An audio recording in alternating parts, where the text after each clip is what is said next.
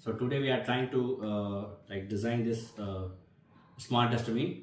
So first of all, you have to purchase box like this, okay, and you have to take this cover, okay, and you have to cut this cover like this. You can see here, and after that you have to create a hole like this, okay, and for ultrasonic sensor, you can see. So this is ultrasonic sensor. You have to take this ultrasonic sensor and put this sensor inside the hole. Now you can see here we have already put this ultrasonic sensor like this, okay, and after that you have to take this part and you have to stick with the help of glue gun or fevistick.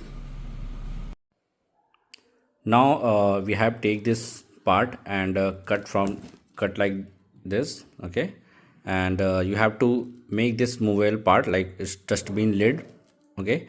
So you have to take this type of double-sided tape and you have to stick like this, and on this you have to take a transparent tape and stick like this, so it will move according to this, like this, okay. You can see here, and you have to make a hole in the front side on this lid, okay, and with the help of wire you can put the wire inside this and you have to create a movable part.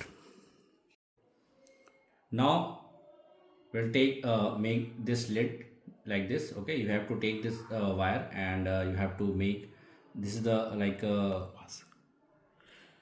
now you can take a washer like this, okay, and you have to take the wire and you have to bind like this, okay, and now you have to I think you have already done this hole, and you have to pass through this wire,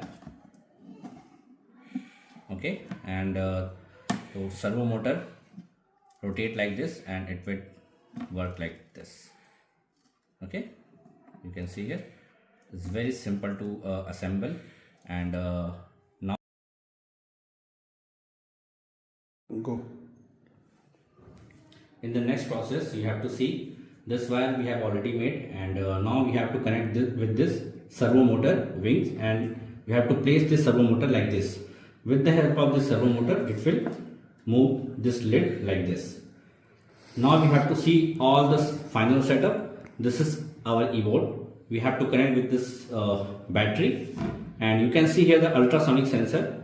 You can see the ultrasonic sensor like this. You have to connect, and you have to connect with this I2C pin, okay. And now we have to connect this servo motor here on servo motor port. Now the final part is you have to turn on this e-board, take a dust, put like this.